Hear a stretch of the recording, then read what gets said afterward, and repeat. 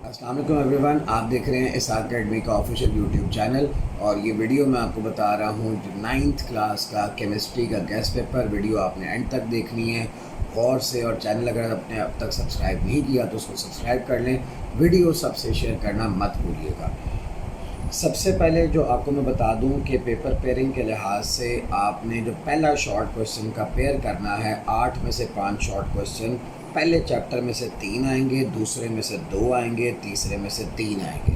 इसका मतलब अगर आप पहले 2 चैप्टर्स कर लेते हैं उनके शॉर्ट क्वेश्चन तो आपका पहला शॉर्ट क्वेश्चन का पेयर पूरा हो जाएगा। अब चलते हैं दूसरे शॉर्ट क्वेश्चन के पेयर की जानिब। वो शॉर्ट क्वेश्चन का पेयर आना है चौथे में से 3, पाँचवें में से 3, आठवें में से 2।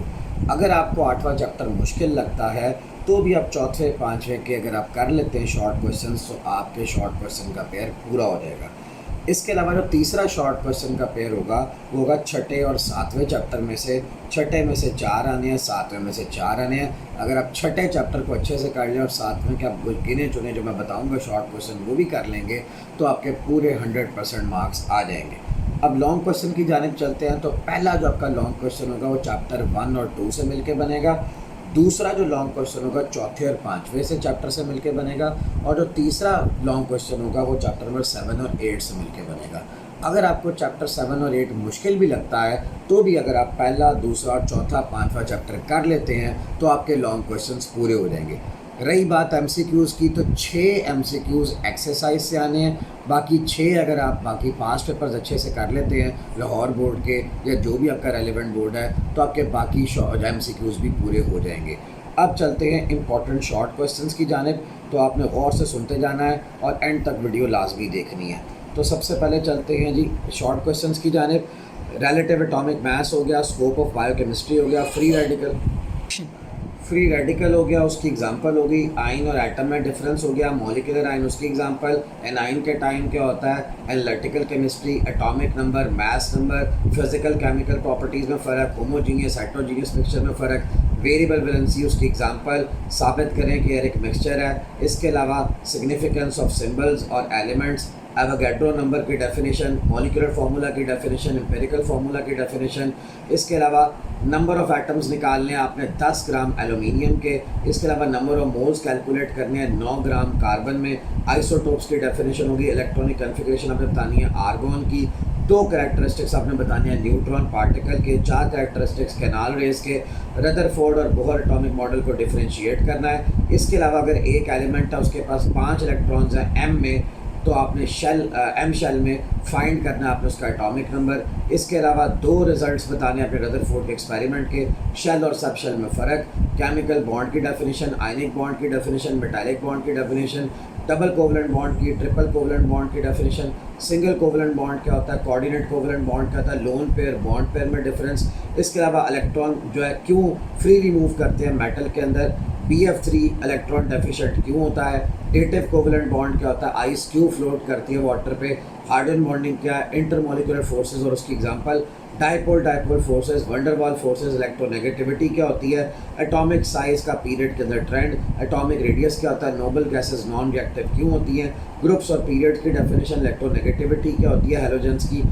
इसके अलावा ट्रेंड बताना है आयनाइजेशन एनर्जी का पीरियड में, शील्डिंग इफेक्ट उसकी example, density, diffusion, Charles law. इसके अलावा बॉयल्स लॉ की एप्लीकेशन लिक्विड्स पे क्या होती है, boiling point, vapour pressure, allotropy. इसके अलावा सल्फर किस फॉर्म में एग्जिस्ट करता है 100 डिग्री पे, एब्सोल्यूट टेम्परेचर क्या है, फ्रीजिंग पॉइंट क्या है, बॉयल्स लॉ क्या है। इसके अलावा जी इफेक्ट क्या होता है, एवापोरेशन क्या है, और बताएं वो कौन सा फैक्टर्स हैं जो एवापोरेशन प्रोसेस जिन पर डिपेंड करता है। 4 फैक्टर्स बताएं जिस पर डिफ्यूजन डिपेंड करती है। एवापोरेशन क्यों इंक्रीज़ होती है जब टेम्परेचर बढ़ता है। इसके अलावा एंडोथर्मिक प्रोसेस क्या होता है, सॉरी एवापोरेशन एक एंडोथर्मिक प्रोसेस है, इसको एक्सप्लेन करें। इसके अलावा टेम्परेचर एक बॉडी का अगर 37 डिग्री सेल्सियस उसको केल्विन में कन्वर्ट करें। इलेक्ट्रॉन एफिनिटी क्या होती है, आयनाइजेशन एनर्जी क्या होती है, एब्सोल्यूट टेम्परेचर क्या होता है। इसके अलावा आपने करना है वॉल्यूम बाय वॉल्यूम, कोलाइड क्या है, डाइल्यूट सॉल्यूशन क्या है, कॉन्सनट्रेटेड और डाइल्यूट सोल्यूशन में फ़र्क क्या है, अनसैचुरेटेड सोल्यूशन क्या होता है, सोल्यूट सॉल्वेंट में फ़र्क क्या है, molarity, Tyndall effect, super saturated solution, solubility और उसके फैक्टर्स बताने हैं आपने, सोल्यूशन की डेफिनेशन, मिक्सचर के प्रॉपर्टीज़, एक्वा सोल्यूशन क्या है, पानी यूनिवर्सल सॉल्वेंट क्यों है, कॉन्सनट्रेशन क्या होती है, परसेंटेज मास पर मास क्या होता है, परसेंटेज मास पर वॉल्यूम क्या होता है, सोल्यूशन और प्योर लिक्विड में डिफरेंशिएट करें, परसेंटेज वॉल्यूम बाय मास बताना है। इसके अलावा ऑक्सीडेशन रिडक्शन में फ़र्क, ऑक्सीडेशन नंबर, नाइट्रोजन का HNO3 यानी नाइट्रिक एसिड में ऑक्सीडाइजिंग और रिड्यूसिंग एजेंट क्या होता है, इलेक्ट्रोकेमिस्ट्री क्या, इलेक्ट्रोलिटिक सेल क्या है, गैल्वेनिक सेल का रिएक्शन बता दें।